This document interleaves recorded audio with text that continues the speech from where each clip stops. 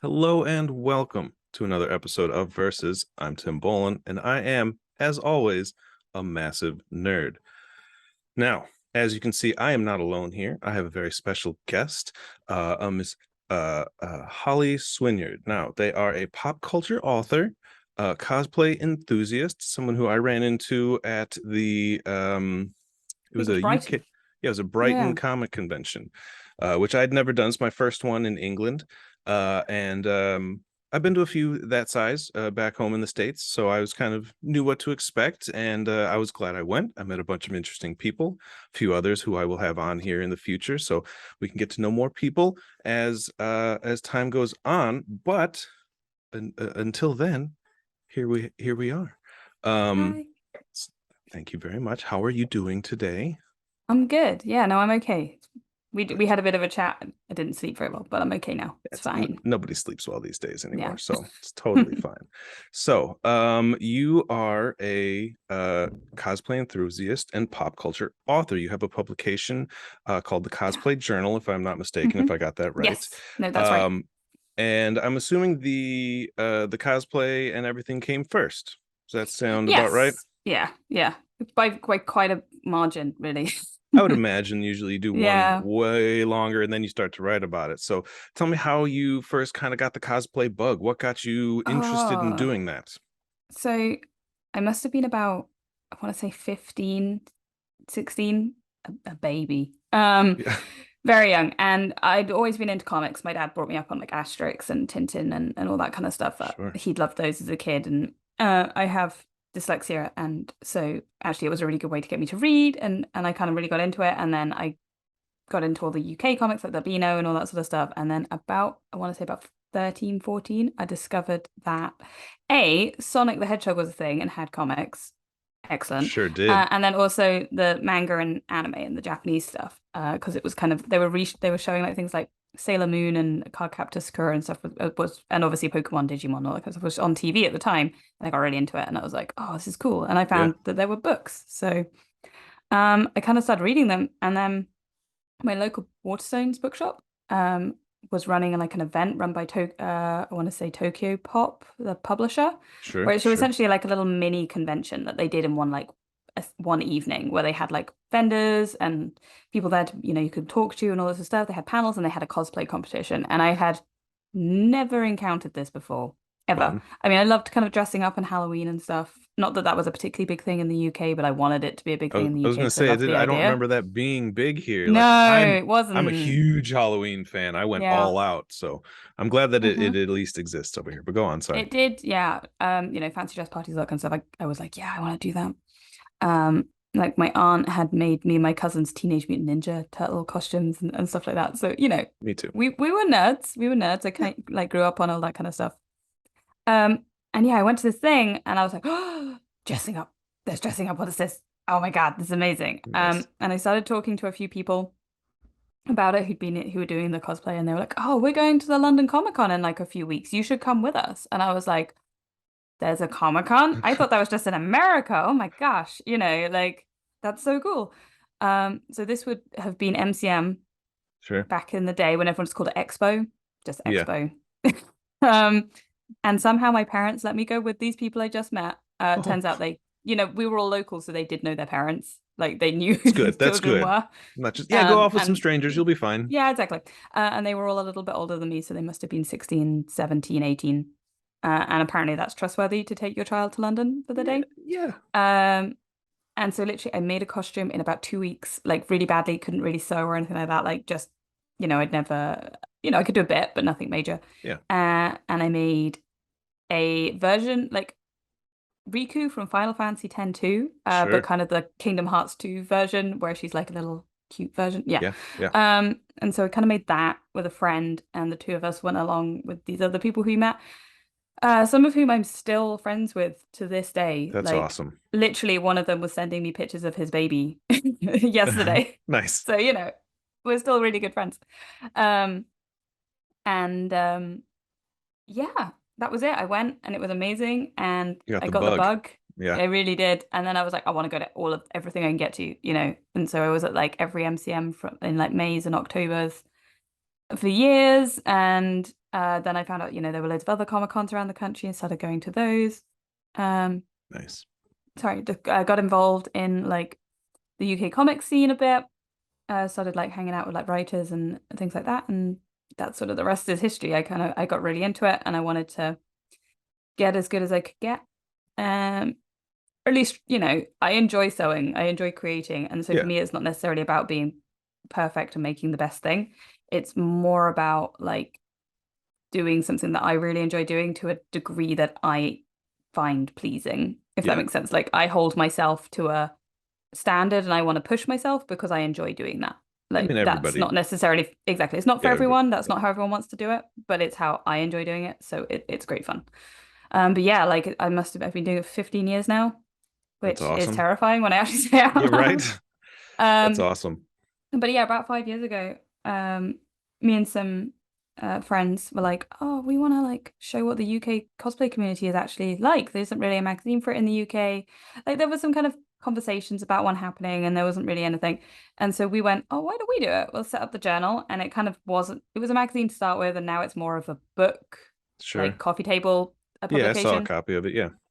Because we kind of all of us ended up going to university and doing things like I did creative writing and journalism and writing for broadcast at university. So I kind of have that element. My now partner, who wasn't my partner at the time, but now is a photographer. And so, was able to bring their professional, elements of that from their side. Our friend who's the graphic designer for the journal is, was again at the time was just kind of coming out of university, coming out doing a master's and looking for stuff to experiment on and all that kind of stuff. And so that's what the journal kind of is for them, for her, I should say. And yeah, it kind of all was just a nice kind of crazy happenstance that we were all kind of people who wanted to do this and experiment together. That's awesome. And here's the journal now, which is great, Yeah, that's wonderful. I mean, back in the States for me, I definitely knew some people who kind of had the same path as you. They started off in, they had the bug. They started dressing up. It was Halloween was huge for us Yeah. in the States. I was also a Ninja Turtle growing up, and Oscar the Grouch from Sesame Street, like literally just like a tin can and a thing on my head. Like it was, I got the bug real young, and before I even knew that people were doing this stuff in conventions and out in public, I thought it was just for Halloween. So when once a year would come around, I would go all out with the face paint, Oh, it's and like I amazing. had hair back then, so I could like put it up and like spike it. I could be like a zombie or a vampire or whatever, and like my mom would help me, and I would do some touch ups and stuff. And then as I got older, I started doing it all myself, and I was real into wrestling for a very long time. There was a guy called Goldust who always painted his face, and so I did that for Halloween. And Yeah. then I don't know if you ever saw any like the Rob Zombie horror movies. Brief. Like Yeah, sort of. Yeah. I did They like weren't that big in the UK. I would imagine not. They're very kind of like cult following back home and I know everything. that like my gothy emo friends are very into that kind of stuff, Yeah, they're but not I've my never really. favorite, but the Despite sat here with Captain like my Spaulding. stripy, my Yeah, stripy sleeves and stuff, I'm not actually. It's not really sure. my scene. It was Um, just the color for the day. yeah, But yeah, I totally got into that as well, and love doing it. And I haven't done it quite as often as I wanted to. And definitely the conventions is where I kind of started going a little bit more. I do a Joker, I did a Captain Spaulding from those movies, and I'll do whatever Riddler, that kind of stuff. Something that's easy that I'm going to encourage you. doesn't Come require come and join hair. us. You Yeah, know, join um, us. I'll say having briefly dived into like making the costumes. The face paint is one thing. Like I took like a jean jacket, cut the sleeves, a really tight pair of jeans, and I stripped them of color and then recolored them purple, and like used all these like paints and stuff to put a bunch of ha ha ha ha ha's and stuff on the back of it, and did like a Joker. So like there's a lot that goes into this process, Oh yeah. and that I really just was not anticipating. So what are for you some of the things you didn't expect to be an issue when creating that were, like some people Yeah, it's thinking back, isn't it?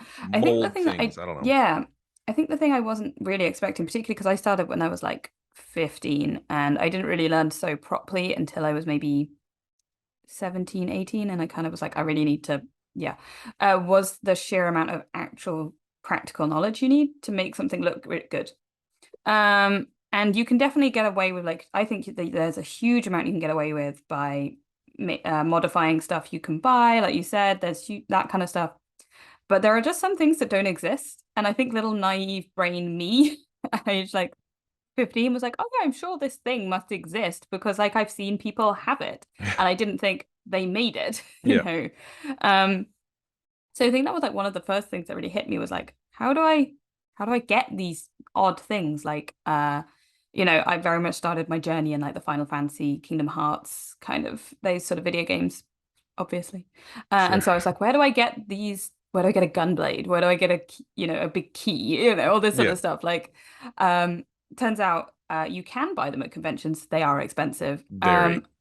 But also you kind of just have to make them. And so like the reason I started to learn to do things was because I wanted to be able to have those things and do it properly in inverted commas for me, how I wanted to do it. Sure. And when I started, you could not buy costumes online, like not in the way you can now. Like you could maybe order a few things that were very popular from China, Hmm. but you didn't have all these kind of like costume stores that you can just buy things from that weren't just tacky fancy dress. You know, like I see so many people now have amazing costumes that they bought, like the Scarlet Witch or Captain America, or like the Genshin ones are very popular at the moment, and they look beautiful, and you could just buy them. That just didn't exist for me. So like, and a lot of us who started 15, 20 years ago, it just wasn't there. Um, so I think the big thing was, oh, I have to I have to learn to do this if I want Yeah. these things that look like this. Um, and the other thing was like learning to sew was that you couldn't, but you had to modify your patterns. Like you couldn't get away with just like a lot of it was going to be you have to find something that's close enough to the mark and then you can change it. Sure. Sure. Again, now there are patterns you can buy patterns of like Disney princesses or like Daenerys Targaryen, like just general Jedi robes. You can buy like pre-existing patterns to use and you don't have to change them. Was not a thing when I started. No. So like cosplay becoming really popular has obviously opened all these doors to like it's viable as a marketing thing now, or like as a, it's worth having costumes to sell and it's worth having uh patterns that you can buy and all that kind of stuff is worth it for those companies to start doing that. Like the fact that big name cosplayers like Yaya Han have their own fabric ranges and stuff, and they have their own pattern ranges with these companies. Um, or you have shops like Coscraft or Polyprops who literally specialize and are able to make a business out of specializing in Yeah. just cosplay supplies Yeah. is amazing. Like that was not a thing. Like we didn't have EVA foam back in No. the day. Like the first like tutorial I ever remember reading about making armor was like that craft foam you used at school and Hmm. like how to use that and how to and that one does the rounds every so often. Honestly, I think it's so much for like it's the absolute basics and it's brilliant. Like obviously we can do more now because EVA foam has got like more higher density, all that kind of stuff. You get it in thicker and thinner and all this sort of thing. You can even get it in like doweling tubes, which is cool. That is cool. So you can do a lot more with it. But at the time, that just didn't exist. And you had to be going into like DIY stores and kind of greebling things together to Right. try and think, does this look like that? Very, very Star Wars original trilogy kind of Yes. that thing will look like, yeah, we go, Like And that I still, that scene where they're flying into the cave on the where they're in like the worm inside the asteroid or whatever, Mhm. and you see this thing pop out. That's literally just like a sock with some Yeah, stuff exactly. on it and some guy going And like that. even like the prequel era, like the little pouch things that the Jedi have, like the little like Yeah. capsules, they're just pen lids painted gold. That's That's all they are. that's And like hilarious. I know, It's and I so everywhere. I yeah, it's everywhere. Like and the thing is, I actually love the fact that even into like the sequels, prequels, and like the new shows and everything, they're still making the props like that Yeah. because that's otherwise it doesn't look like Star Wars. You can't do it unless you do it. Like even if you look at like the video games, because I'm making Cal Kestis at the moment, so I'm staring at him a lot, like just a That's lot. amazing. I just Um, finished that game not too long ago for so like the good. second time. Oh, so good. Yeah. But like even like things like his little canisters on his arms look like car engine Spark fuses. spark plugs? They're like spark plugs. Yeah, that's what they look like. They do, don't they? And so you're like, oh, that's kind of what they're meant to be. Like if you want to make that prop, that's where you should start looking. I didn't make mine like that because they're too big. But Sure. they've clearly gone and looked at real items to make what he has. And I think that's really clever Yeah. to be like, we want to continue that feeling of this is something you could find in the real world. My favorite thing is that the lightsabers, Darth Vader's original lightsaber, is a camera flash from like one of those Yep. standing cameras, Yep. and then they just stuck some stuff on it, and I'm like, that's brilliant Because when you then see those in museums and stuff, you're like, oh my God, that is Darth Vader's Yeah. lightsaber. That's so funny. Because like back in the Um, 70s, like this was not like sci-fi. There'd been sci-fi things in mhm. TV and stuff like that, Flash Gordon, all that stuff. But like science fiction wasn't like the mainstream as it is now. Like And the sci-fi science is fiction you had huge. was like Star Trek, which was very the future, Yeah. or like Doctor Who, which was very bubble wrap monsters, and the Yes. Oh my BBC, you know. God. Literally Yeah, bubble yeah. wrapped. I loved it. Was it the But third like, Doctor? Is ridiculous. yeah, like you get that with the Doctor Who, you get it with like Blake Seven and stuff. So all like the BBC kind of Hmm. British sci-fi of that era is very like home built cardboardy sets, which is great. And then you've got like Star Trek, which is at the time is just super polished. Yeah. Um, and then like Star Wars comes in the 80s and is like, nah, we're gonna do this as like sci-fi fantasy. So Hmm. everyone's gonna look really grimy and interesting and all this. And it's such a different vibe. But anyway, that's what I really liked about like with cosplay, and I still do that. Like I still like I don't tend to, if I can avoid it, I don't tend to 3D print things Sure. Sure. because, and I also don't necessarily use EVA foam if I don't need to. I tend to try and find something for props, particularly that looks like it that I can build on because I just love that kind of scratch build vibe. You Yeah. know, if I can find a base and I can build on it. So yeah, maybe I'll use EVA foam or Warbler to make it look more. But even then, like my Cal Kestis has like a canister on the back of his belt. I don't know if you've ever noticed that he's got like an orange canister Yep. that's on the back of his belt. Yep. And I was like, well, I actually want a water bottle with this costume. What if I get a real water bottle and I paint it up to look like that? And so I went and found one, did it all, and then I found tap washers that looked, and I stuck them together to look like the little valve, release valve. Yep. Yep. And I painted them and like Mod Podged them on all this sort of stuff, and now it looks like the thing. And it's like, well, I didn't need to use any of the fancy stuff because I was just like, well, I'm gonna go and see what I can find that looks like this. That's And I awesome. think that's something that I really enjoy doing. And it's not for everybody. Some people love the 3D modeling on computers and And printing or carry doing on if you resin want casting, to. whatever. Yeah. Exactly, like that stuff that I think if I had the time and the tech, I would love to do as well. Like I'd love to learn it, but it's not something I necessarily have available to me. It's not something everyone has available to them. So I will absolutely encourage DIY building. Like go to your local scrap store, see what you can find. It's hilarious, Yeah. you know. So how long does like your Cal Kestis, like how long was something like that or some of the other ones? How long would like a Um, moderately take? so Cal Kestis is taking a really long time because I keep stopping and starting him.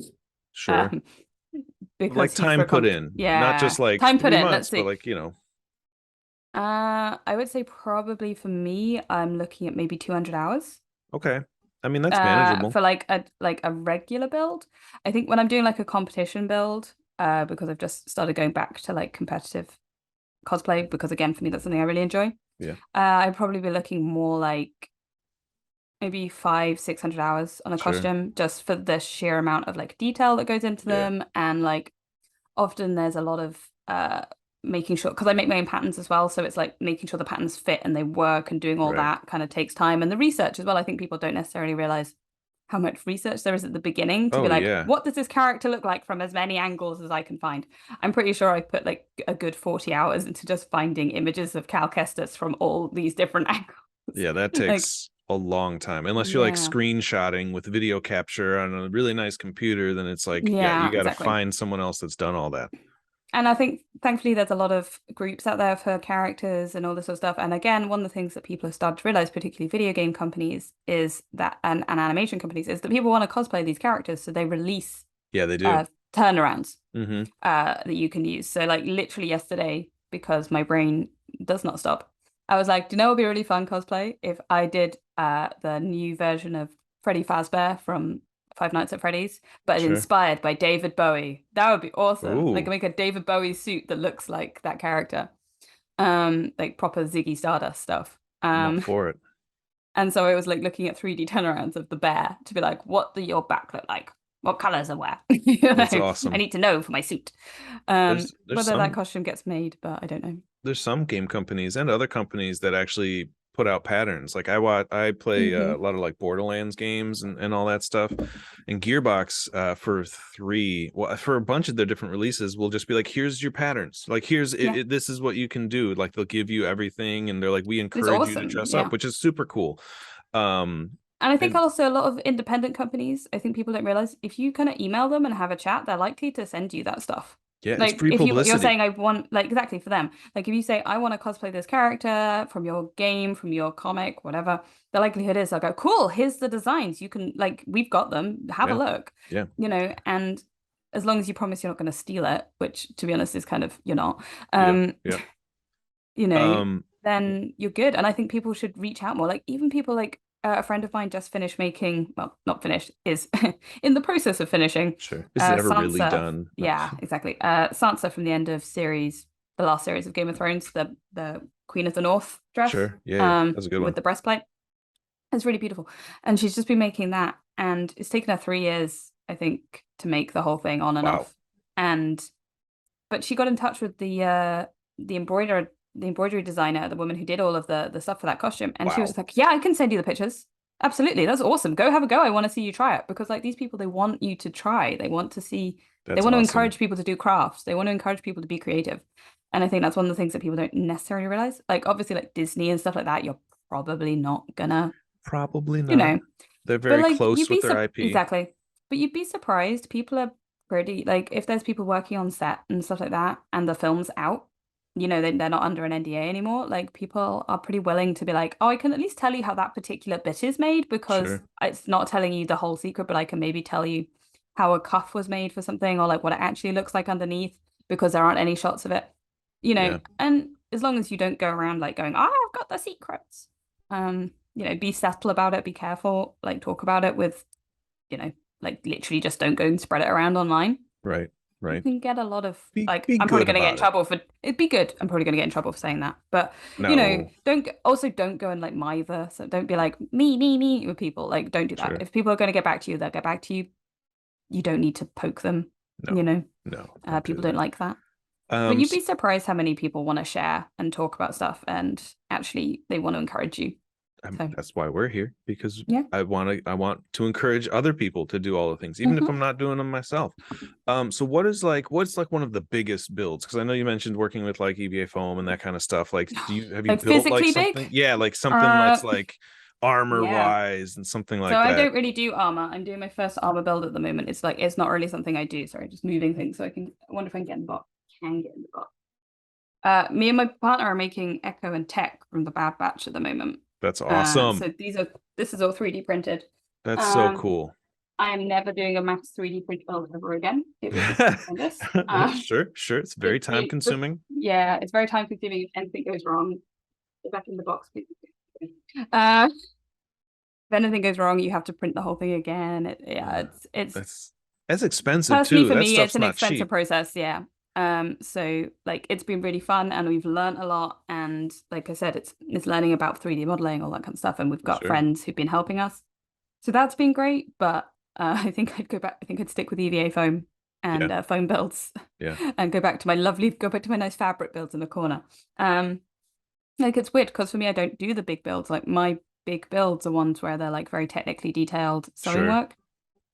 So I just won the International Discworld Convention's cosplay masquerade, which was awesome. That was very exciting. Congrats. I got best in show. So happy I have.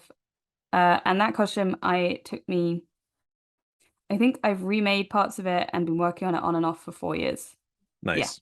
4 years. I And it's like one of those costumes I don't know if I'll ever finish. I'll ever be happy with. I'll just keep making parts, making new bits. Um, nothing's ever finished. no, Ever. nothing's ever You can finished, ever, always ever, make it ever. better, which is You the can always hardest do part. something else, change things. But like that costume has been one of the most technically difficult costumes because it was all using like historical techniques because it's all early Regency, so early Georgian. So that's what late 1700s, early 1800s, You got me on that one, but um, yeah, around then. And someone will correct me. It's that's fine. fine. Because obviously here it's like these are the terms we use in the UK for this period, and it matches up to nothing. Uh, But so that was quite interesting because I had to learn how certain things were done and like how certain fabrics would be used and all that kind of thing. And then mix and match like what historical techniques I wanted to use versus like what modern techniques I wanted to use, which was a really great process, but also it meant I had to remake a certain part of it 3 times Oof. because I just kept getting it wrong. Like every time, like it was wearable, but like I was like, I'm not happy. I need to remake it again because Yeah. this just doesn't fit right. I'm not able to like Yeah. move in a way I want to move and things like that. And this year I finally got it to work. And so that was awesome. So like for me, those are my big builds. They're like my very technically heavy builds, which is again the same. My Cal Kestis is the same. Like he's a very technically heavy build. Yeah. Um, It's a cool build too, like I don't, I think the game got a pretty good review, and it was out there. It's a very public game, and they're making a second mm, one, which I think I'm yeah, excited I'm really about and excited. everything. But like when you look at it, like there's a couple of models for him that are, you can do something really Yeah, simple, or you can do something super yeah. technical. He's a So guy that's like got like a jumpsuit and a poncho on with like a little exactly. droid. You can just do that and have a good Like I've time. seen a few friends of mine make really good versions of him quite quickly, because they've just gone for like, okay, cool, these are the elements, let me put it together. And then for me, when I was like, well, because I am wanting to enter him into a competition next year and all this sort of stuff. So again, he's a competition build. I initially started thinking, oh, this isn't going to be too technically different. Oh no, I was wrong. Yeah. I was wrong. It's just all the Um, little things, the curls in yeah, the like even sleeve just and like like exactly. the Like the even when you start like hem. looking at like the trousers and the undershirt that he's wearing, and like there's like stitching in places that you wouldn't notice otherwise. There's like certain elements of like, oh no, that doesn't sit right if you don't like do this and things like that. So like even his shirt, I think I've got slightly wrong because I put a seam all the way down the front. And I'm like, personally, I think that just looks nicer. It's more interesting to look at. It's got a detail element to it.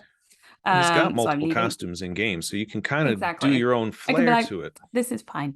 Yeah, And but just like it took me, I think 3 months in total just to make those two pieces because they were just like I had to work out exactly how they were made, how they would sit, how like elements of the collar would sit. The trousers particularly can get effed. sure, sure. Because his trousers in game are very, very skinny. He's got like skinny jeans on basically. Yep. And I was like, I need to hide the fact that I have hips. And so like working out how to make that look right and do certain tailoring elements was quite tricky. Yeah, Um, that's like actual mm, fashion to kind of, there's jeans that yeah. do that where it's like wide and then it drops, but then it hmm doesn't look like it. Yeah. So I'm like, like it's too much yeah, for so me. doing all that sort of stuff. And just things like the fact that you can't see elements of the costume because he's wearing boots or like the jacket or his Yeah, poncho covers yeah, something or like his you just don't get to see down to those base levels. So what do they look like underneath and having to work that out is really kind of making your own guesses and also kind of thinking what would look cool and yeah. actually what's practical and Are you gonna stuff make the like little that. droid? I can't remember his I name. am I am actually I'm quite excited to make BD1. BD1. My very good and very eccentric friend is helping me make BD1. He's a robotics engineer, and we're having fun planning how we're going to make that. Yeah, Um, that's he's he's basically teaching me robotics, and then I get to go away and play with servos. that's So we're awesome. going to do some really cool stuff with that. I can't say anything yet because it's for a competition. So if things don't work out, I'm like I'm not allowed to say. That's fine. That's Um, totally but fine. it's quite fun doing that and learning a new skill. I have to say it's, like I said, I don't do big armor builds, but I love props building. And so learning some new skills for props is great, you That's know. awesome. So you've been doing this for a while. You said about 15 years. A Yeah. lot has changed in that scene in 15 years, in the culture and Yeah. everything like that. So what would you say have been some of like the bigger like prejudices and things that you've had to overcome or fight or explain numerous Yeah. times to people who just don't understand? Because some people, especially in the US, I know there was a lot of like, oh, it's just like you're just putting on a costume. What is this, Halloween for everybody? And then it was also like there's been a lot of like stigma around it, that there's like other like sexual things happening with like Yeah. cosplay. And I'm like, that's not, even me, That's I'm not sitting there it, like, I no. don't do it all the time. I'm like, that's not, no, like we love this show. Yeah. I want to dress up like this character. Like, what's It's wrong with that? interesting because there's things that have happened to the community and things that happen within the community, which I was like I've even when my last book came out, I was interviewed on BBC radio, like actual national radio about it. And the interviewer asked me if it was a sexual thing, and I just had to sit there like, no, Oh no, no, please. no. And I kind of it was so funny. I was literally like, it's like 10 o'clock at night and you're asking me about this. Oh my goodness. It was very funny. But I felt like I dealt with that. I was like, no, no, no, it's not. And I think a lot of people kind of do in the same way that I think people like look at furries and like all that kind of different subgroups and be like, is there a sexy thing to it? And you're like, maybe for some people, Sure. but there is for To like each their everything, own. for each their own, exactly, like maybe. Um, but mostly no. And I think obviously there is the kind of the sexy cosplay thing, like your Jessica Negris and all that kind of stuff, Sure. which has its place if that makes people money, if people makes people happy, you know, have at, I suppose, Yeah. everything has its place in this world, it's the internet, right? Yeah. Not personally for me, but I'm not going to go It's and yell at anyone about it. no. Some people do though, that's weird. Do you have a lot of people like come up at like conventions and like just be like rude or just assume that they can like take a picture without asking Yeah, or anything like that? yeah. More less so in like recent years. It's good. But like to start with, they were definitely just like, I want to take a picture, and particularly like outside of the convention itself. So if you were on the train, Yeah. oh sorry, Time and or place, buddy. on yeah, exactly, or like if you were just walking to the convention and you weren't necessarily in the convention center yet, just in the area. Like then even now people are still like woo, woo, woo, about it, like get a bit leery or whatever. But particularly I think because lots of people often are in groups, they're often like there's enough people around to be like, or they nobody makes a comment because like, well, something must be going on. And I think Sure. particularly in big cities like London, there's so often just something going on that like people kind of leave it. Fair. Um, but that's definitely gotten, I'm not going to say there are no problems with like how the general public interact with cosplay. Like I said, there are people who, there's a lot of online problems, Yeah. like bullying and stuff, like people making comments like, oh, it's so weird. Oh, you don't look like the character, blah, blah, blah. Predominantly, I would say that like non-white cosplayers get a lot of that. Yeah. They get a huge amount of it, which Uh, is horrendous. Awful. Horrible. And obviously plus size cosplayers as well. I say obviously, but like that's just one, like the groups that kind of get it are generally the ones who do not adhere to a maybe traditional Western view of what is attractive. And that Yeah. is, that's a completely subjective thing, but so it's a real nightmare for a lot of people when they're like, I just want to cosplay, I just want to do my thing, and I want to put it on my social media. I'm not here to be famous. I don't care. I'm just putting my image up for my friends to Yeah. see. And they get attacked by people because, oh no, you're the wrong skin color, or oh no, you're not a size 6, or oh no, you're Yeah. not all that kind of stuff. And I think there's also from an outside perspective, a lot of people think cosplay is to be a lookalike, like in inverted commas, that you have to look as much like that Sure. character as you can Sure. physically be. And so if you don't, you're doing it wrong and you're bad at it. And oh, how could you like fool yourself into thinking you look like that when it's like that's clearly not what it actually is. It's No. just the people who maybe get big or get famous online are people who can do the transformations, like Alice and Tabitha, or people who have kind of maybe a passing resemblance or maybe a very clear resemblance to an actor or whatever, and so they cosplay as those characters. Yeah. And so, a few years ago, a lovely chap in the UK, Matt Elliott, looks quite a lot like Matt Smith, and so Was would he do Doctor Who cosplays. was he on he was on a Graham Norton, I think, at one Yeah, yeah, yeah, point. that's Yeah, him. Yeah, yeah, yeah, yeah. yeah. I Really just nice saw guy. that. Lovely. Yeah. Yeah. And he just happens to look like Matt Smith. So he was like, oh, cool, I can do that. And I Dead can on. get I can, while I think while he was at university, he was doing like lookalike work and stuff like that to, pay the bills. Um, Fair enough, if Yeah. it works for you, it works for you. But he's just like, actually, that's just not for me anymore. I'm going to go do some other stuff, you know? He had the whole coif and everything. Like Yeah, that I know, it was was amazing. Like impressive. and his costumes were like completely like on the money as well. Like they were really good. Yeah. Um, I always loved seeing him at cons and stuff. But he also and lots of the sort of the lookalike people like recognize that they have there's a little bit of privilege they've got there, but also they Sure. don't always want to be characters who are played by that actor. Yeah. That's not fair to make them do that either.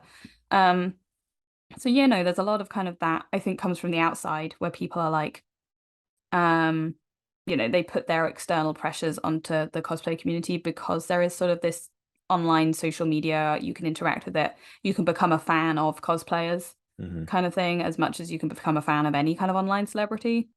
And so people kind of put a pressure on like, oh, why aren't you doing this thing? Or why do you do this? Blah, blah, blah, blah, blah. Or you aren't popular, so why are you bothering to do it at all? And it's like, that's literally not what it's for. It's just a hobby that, Yeah. like any other hobby, right? You don't necessarily have to be good at football to go and play It, football in the park. it's And an I'm not saying art. people aren't good, but you know what I mean? It's like Yeah. people can express it however they want and they Yeah. can choose to do it to whatever level they want to do it. And some people might want to do it like I said, I really enjoy pushing myself and being like, I want to get to like this kind of level for me, and then I want to see what the next thing I can learn is, and next thing, because that's just who I am as a person. That's like in every element of my life, that's what I like doing. But that may not be for somebody else. They may just want to be like, I'm gonna buy, I say just, they want Exactly. to buy a cosplay and have fun with my friends for the weekend. And that was an awesome time. And that was the best day. And I had the best time doing that. But now I just want to go back and have my regular life or my job. I don't necessarily want to dedicate large parts of my house to making cosplay in. That's There's a probably lot more of my my house speed, that's, you yeah, know.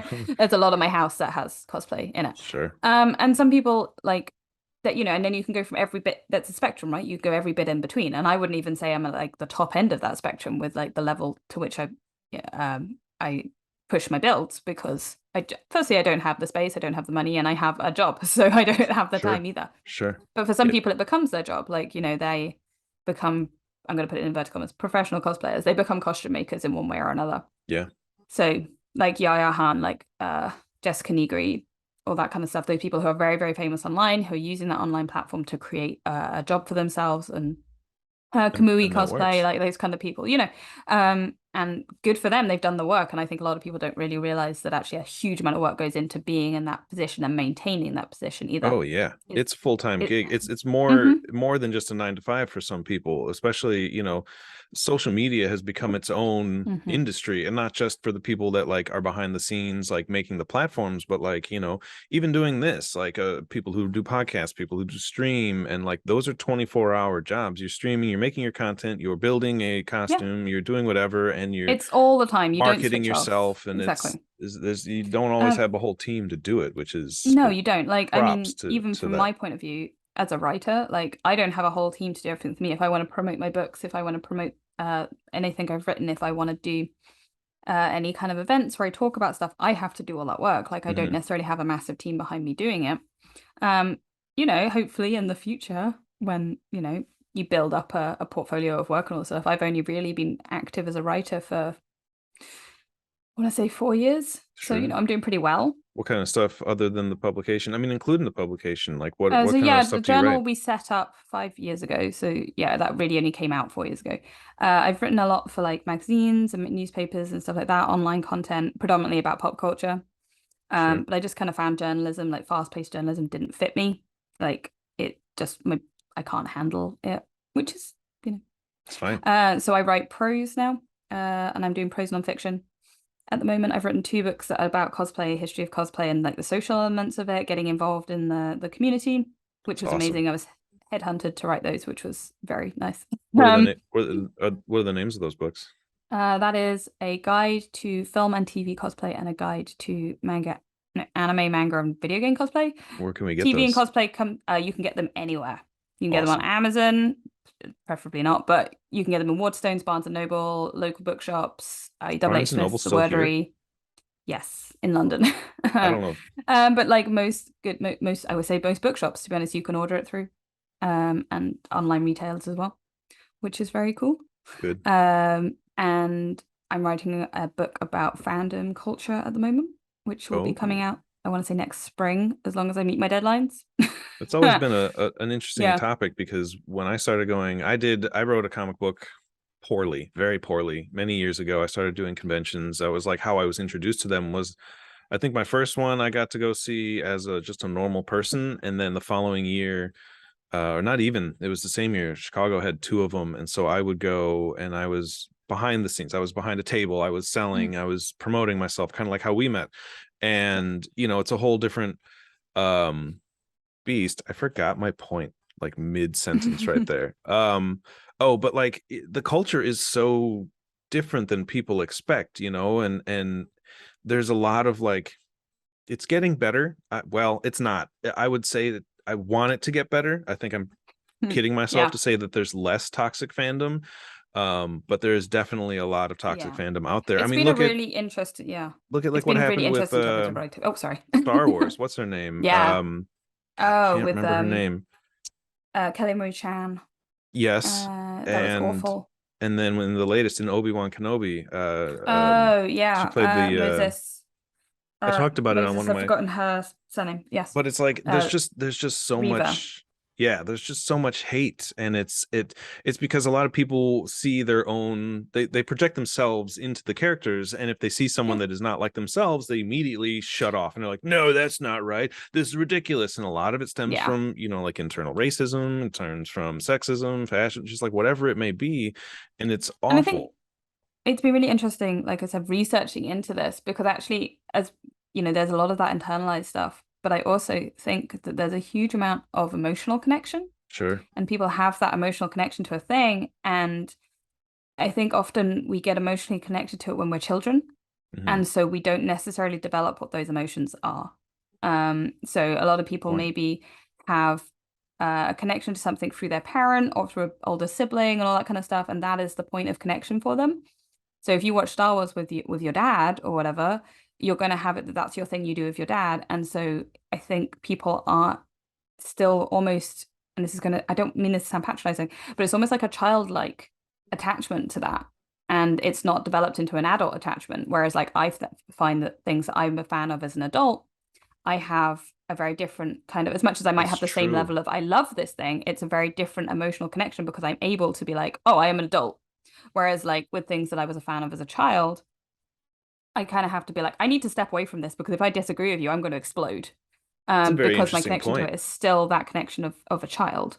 And that's very psychological and all that kind of stuff. And you could go down a rabbit hole with therapy and everything. Yeah, And I I do never thought wonder about whether, that. and I don't, and I, that doesn't dismiss the fact that a lot of that is internalized racism, is internalized misogyny, all Right, that kind of right. stuff.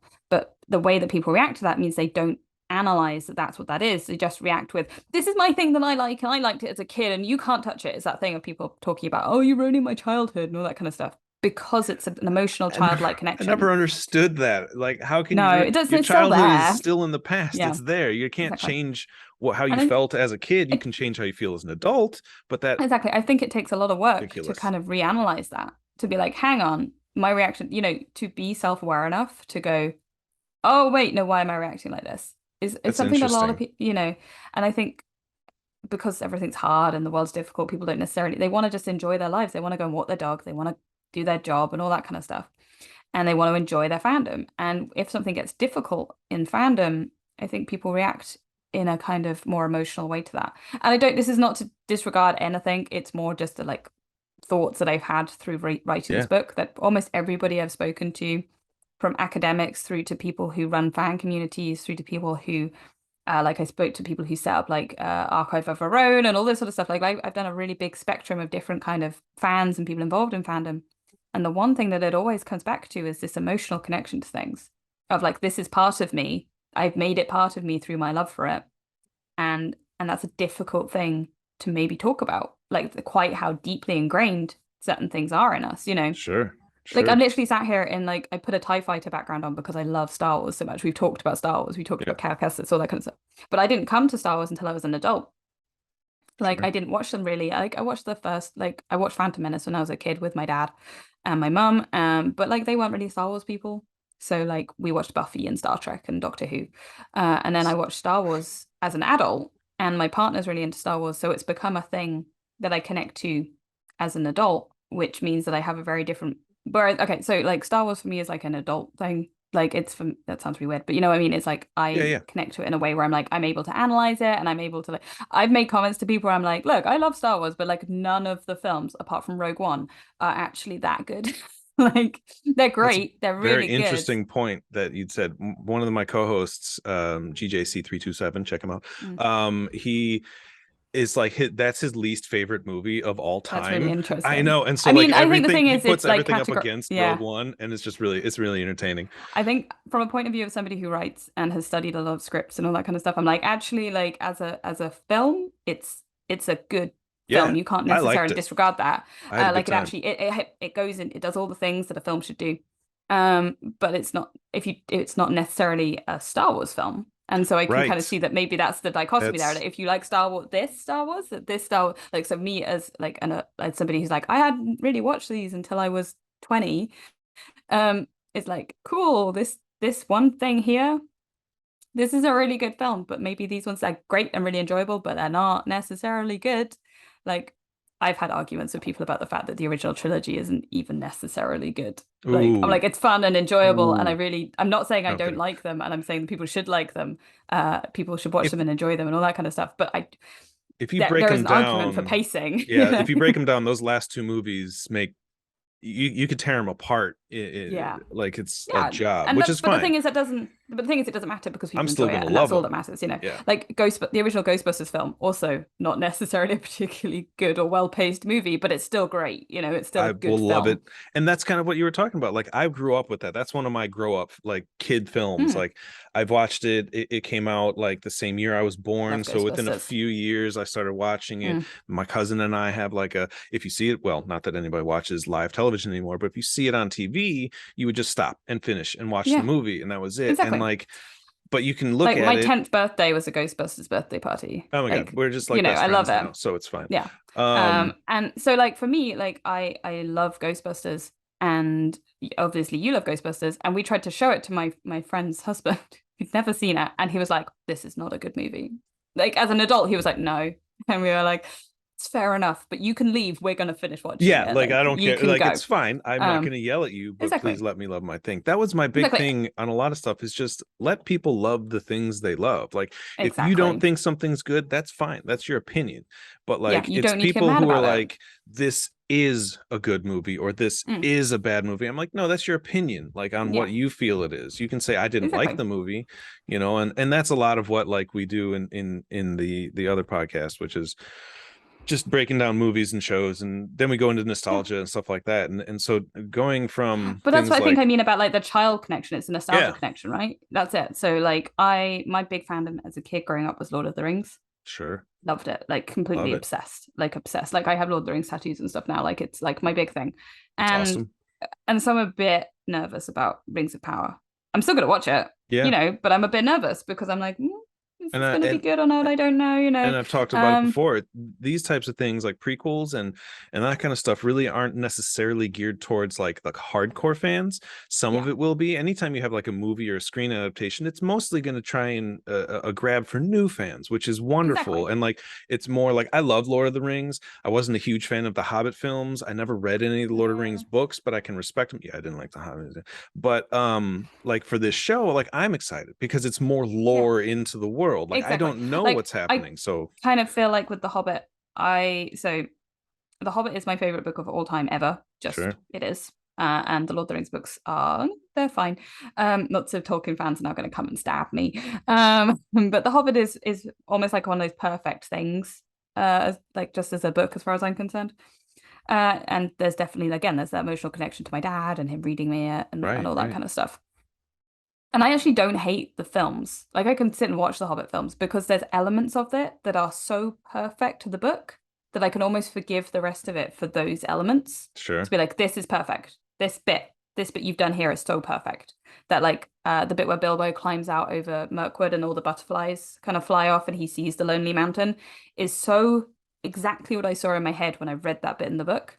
I was like, wow, like everything else, I don't care. Anything else in this film can be bad. That was perfect. And like Thorin's gold madness and stuff like that. Again, just really well done. Good. Other bits, like, eh.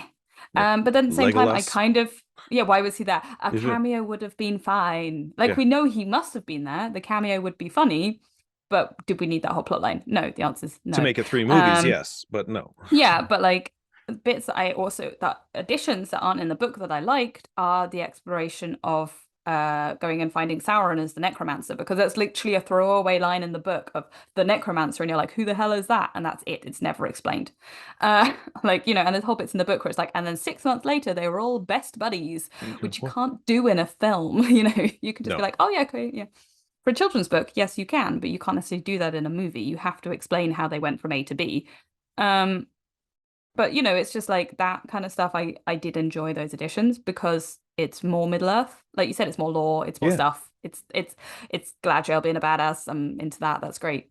Um, it's so I'm like I said, I'm excited for Rings of Power because I think there's going to be more lore, there's going to be more of that stuff. But at the same time, I'm like, oh, is it going to be a bit like The Hobbit that there are bits I'm like, yay, and bits I'm like, oh no.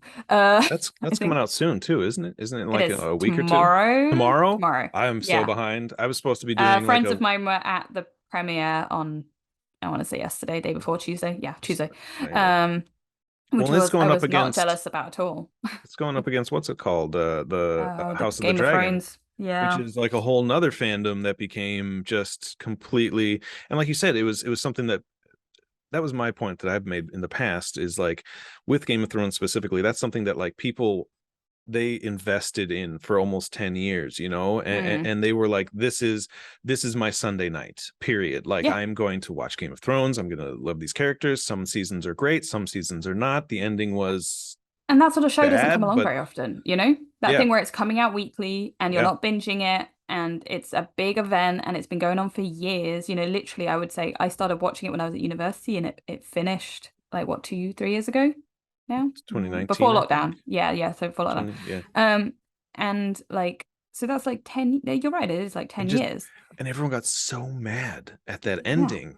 And then people will see, and this was like a point I made before, so anyone who's watching this, if you hear me repeat myself, I apologize, but like, you know, you have that for so long and so sudden, where the ending was so shocking and so not what Hmm. anyone anticipated. In my opinion, it was very poorly executed, and that was a whole lack of whatever, but like, you know, that's just an opinion. And but that's what caused, like, because it was so fresh, there's no time to mourn this moment, you know. You just Yeah. one season to the next, and then boom, it's like, what the hell was this? But whereas you look at like Star Wars fandom, who are, in my opinion, some of the most toxic fan base in the world, Yeah. possibly, but you go from like the 70s to the early 2000s to the 2019s, 2020s, you've got time in between each set of Yeah. trilogies to kind of process and accept that these things have And what's happened. So fascinating, then you get exactly. Rian Johnson, who ruined Star Wars, and I'm like, that's the That film's best of great. the three. I Like, would that's not that's take the that slander. It's amazing. Yeah. no, it's the Loved best it. of the It's so three, good. because So good. you Yeah. tail end it with just,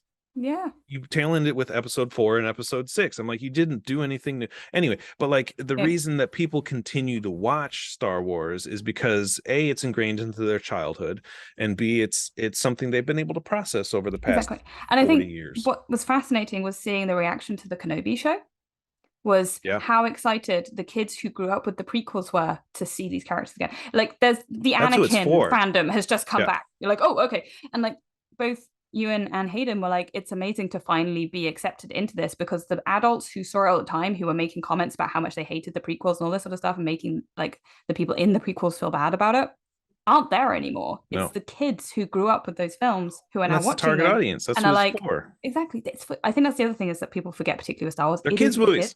movies. They're kids And so, movies. like, Almost. sometimes, like, Book of Boba Fett is not perfect, but at the same time, you know what? It's brilliant fun. It's really good fun. It's I tore very that silly. apart on one of my episodes, but I that's just like, but at the same time, I really enjoyed it. I was like, oh, what are they gonna do next? It's weird. It's random. I don't care. Let's go. that's an Um, interesting point to your like, you know, your childhood relationship to these characters. Is like, Boba Fett had like 5 minutes of screen time and went out yeah, in one of the silliest deaths ever, and was not, like, he was mysterious. And I think the mystery behind him, people inserted their own sort of history and made yeah. him a Well, I badass, and remember then you how get mad people this. got when they found out. Like, people got Yeah, so mad when so they found mad. out that he was a clone. Even Yeah, just in just Attack of the Clones, people got so mad. And I'm like, you're never going to be happy with Boba Fett. yeah, There is no version of Boba Fett you're going to be happy with, yeah, because you insert yourself into yeah. him.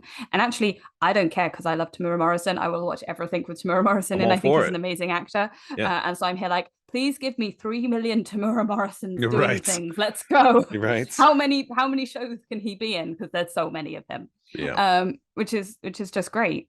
And I have opinions about Book of Boba. I don't think it was perfect. And but there's also things where I'm like, you know what? My header on my Facebook account was that moment of him and Din fighting together, and I'm like, oh, maybe so It's cool. happy. I was like, I love them so much. I could do with a little less like bright Power Rangers colors in the middle of nowhere, but whatever. And I Um, think, but the thing is, I think the thing with Star Wars is that actually every so often you just have to try something completely different and throw out the box. It's the reason people didn't like The Last Jedi. It was so different. It was so yeah, new. And that's I why think I every so loved often it. you just have to, yeah, well, same. I think every so often you have to be like, we're going to try something because we can't keep it like this or it will stay stale. And sometimes that will work and sometimes it won't. And sometimes it'll work for some people and sometimes it won't work for anybody, you know? And so actually, Rian Johnson trying something new didn't work for everybody. It did work for some people, and actually look back on it and it's just a really good film. And like, I think that's true of Book of Boba. They were trying to do something new, but Disney Yeah. was putting, there's a lot of restrictions in there. And Yeah, obviously, that's Robert tough. Rodriguez wasn't really allowed to kind of explore as much as he wanted. It's kind of obvious that that's there. Like, he's clearly being restricted. Whereas actually, I would have loved to have seen the weird Spy Kids movie that he wanted to make. I love Spy Kids. Oh my God. I was too old Um, for that one, but yeah. but so like I grew up on his movies for children. So like when I saw him Which is doing that weird stuff, for me because I grew up yeah, on his movies for adults, and then he yeah, goes and does that, and you're like, wait a minute, yeah. how is he going to mess up some child? Oh no, that's a normal child movie. And then Yeah, you look and at they're like, great. They're you genuinely know, great. And so I kind of feel like maybe if they just let him do his Robert Rodriguez-ness, like without maybe any kind of control from Disney or whatever, been like, no, we need to pull it back a bit. Disney Um, to control. What are you talking about? yeah, whatever. Yeah. Maybe there would have been a different series, but we don't know. But like I think it's really interesting when you see that. But we've gone completely off topic We and now have, just talking about Star and Wars. that's completely fine. And I was going to bring it back around. And I so mean, basically, I'm what just sat here surrounded by to so much Star Wars stuff, like to obviously, sum and it then up, so fandom is going to be something. And I'm looking forward to knowing when your book comes out, because this is something that's always fascinated me. And I talk to everybody on here about even like my earlier stuff. You can't see them on my YouTube channel, but you can check them out over here on the Spotify. Those early ones, I talk a lot about fandom and people's interactions with direct interactions with fans, online interactions, because it's a very, I don't want to say it, but it's a very male dominant culture, is comic but it's books and the that kind thing of is, I stuff. don't think that's true. It was It's male definitely, dominated for a long time. but the It's thing is, getting it's not. better. This is really interesting. Having done the research, I can guarantee you it's You're not. It never right. has been. It's just they've been in different spaces, Exactly. completely different spaces and forums online. So, like, I think if you're a man, you were in those male dominated spaces because other people It's didn't, so probably non men true. just didn't want to join them. Like, I've been in fandom since I was a kid. I know people who are older than me who've been in fandom for a really long time, and when they went at Comic Con and stuff, yeah, they were male dominated, but the online spaces have always been they've always True. been non men there. I mean, Like that's Star true. Trek, particularly the Star Trek fandom has been categorically women, non. I'm going to use non men, for a Fair. really really long time. And it's just that the forums that were the ones that maybe the more well-known ones weren't friendly to those people, so they went and made their And own. that's That's why you end up with things like AO3. It's why you end up with like Tumblr being the way it was, is because those were safe spaces for people who were yeah. away from that. And even further back, the mailing lists and all that kind of stuff, you go back into the zines. Most zines for Star Trek and stuff were made by women. Yeah. And that's um the beautiful part about it, is what people don't know is, a lot of the, what am I trying to say here? A lot of the not popular, I guess popular, but the stuff that's like portrayed more commonly is, I mean, just look at like what people talk about, like the cast of like the Avengers and that kind of stuff. There's mhm, like 7 dudes and 2, women. And so it creates this idea amongst some people where it is a male heavy dominant industry, which you're mhm, correct, it is not. It really isn't. Like some of my favorite comic books that I've read, Gail Simone is a phenomenal writer, and like there's some amazing artists yeah, and people I'm forgetting, but like yeah. the diversity in it is The what industry makes it more itself, interesting. yeah, I think the industry itself has struggled to become more diverse. So I would say that fan base has been pretty diverse from the get-go. Yes. People have always found themselves in fandom and found the spaces that work for them. But the industry has really struggled to Yeah. do that, which is Yeah. why I think you end up with things like Gamergate and stuff happening, because when those Yeah. people move away from their particular fan space and are like, I want to now work in this industry, I'm going to make a space for myself. That's when people get that thing of like, hang on, you weren't here, you were never here, this was my space. And it's like, well, no, they were Yeah. always there, you just didn't see them, or you didn't want to see them, and now Yeah. you're getting cross because like, oh, but Yeah. that was my thing, and throw my toys out the pram. Like, I'm gonna be honest, anybody who kind of gets involved in any of like the Gamergate or any of that kind of stuff online, as far as I'm concerned, as a toddler, like, don't behave like that, don't do it, No. it's not chill, No. not And chill. it's not. I you know It's such a hard topic really to kind of dive into, because there's so many different things. There's so many things that I grew up loving, and so many things that have happened now that were brought to my light. And so like I learn about these things and I hear about them and I'm mortified, and like I didn't know all of this shit. Like some of Yeah, the things are kind of obvious that I could guess, like there was a bunch of bullshit that happened behind like the scenes of like GTA. I'm like, well, yeah, that's unfortunate, but I get it. Like I'm not encouraging it, I'm not accepting it, but like I understand how like a game like that could come from such a toxic place. I mean, the game yeah, itself, it's it's it's interesting. improved, it's getting better, and but Hmm. like it's there's all I can say is I wouldn't choose to play it. That's, you know, it's not exactly, good. and that's totally fine, and I understand completely why, because there I was think, so much bullshit that yeah. happened behind the scenes, and like I being someone who's not in one of these industries, I want to encourage people to stand up and be a voice and make themselves heard and try and make some change within every industry: comic books, cosplay, video games, movies, writing. Like we need more voices and not I mean, the thing that's just interesting yeah. is you talk about like you love Ghostbusters and all this sort of stuff. So me, age 10, little me, was like, oh my God, I love Ghostbusters. I wish there were girl Ghostbusters. Me, aged Oh, 23 or whatever, is then like, oh my God, girl Ghostbusters. It was the best moment of my life. I love that film. I yeah, will I forever love that love that film. film. It's a great film. Again, it's genuinely like you break it down. It's actually a good film. It's paced really well. The characters are funny, all that kind of stuff. Maybe that's not everyone's sense of humor, but the backlash it got was like, why? There was It's so no unnecessary. It was before it even came out. It was just Yeah, haters. It was just people who were like, this is what yeah. I remember. This is me. I put myself in those characters. I don't want to see a woman play this character. I Hmm. want to see anyone else play this But then character. And the it's thing is, they just, forget that there was 10-year-old girls yeah, watching Ghostbusters or younger or whatever and be like, wow, I wish I could be a it's Ghostbuster. horrible. Oh, and then it's like, and they forget that those people existed as if like, or they just don't believe those people existed. And it's like, of course they did. Yeah. Don't be silly, yeah. It's But ridiculous. I get really heated, especially with like industries and stuff that I grew up loving, and people then putting hate behind it, where I'm like, no, I want, if someone loves it, love it. I love that more people love this thing, and the I more don't the care who merrier. loves it. Come on, Please keep coming. bring it on Let's. more. That means someone in the future, like someone loves the prequels, now grows up to be a writer, for Star Wars. Good. Like I hated the prequels. That's fine. They're not for me. I was, 20 or 18 when these things came out. So I'm going to be a little bit more edgy because I'm a cool teenager. But like, Mhm. I wanted I'm glad that people love those movies. I Yeah. babysitted kids who are like, I love Phantom Menace, and I'm like, good for you, man. Like that means you in Yeah. 20 years I might love write a Phantom new Menace. Star Wars that's going to be absolutely amazing. Like, So please. like one of the first things I wrote when I kind of was like trying out I wrote a podcast, like an audio drama kind of style podcast. That's awesome. And it's a sci-fi, and there is one episode which is essentially my love letter to pod racing, because I just love pod racing so much. Like I love it. And I Oh, wrote it's a whole awesome. episode that was basically me being like, I love Phantom Menace, I love pod racing. I'm gonna do a whole episode about it.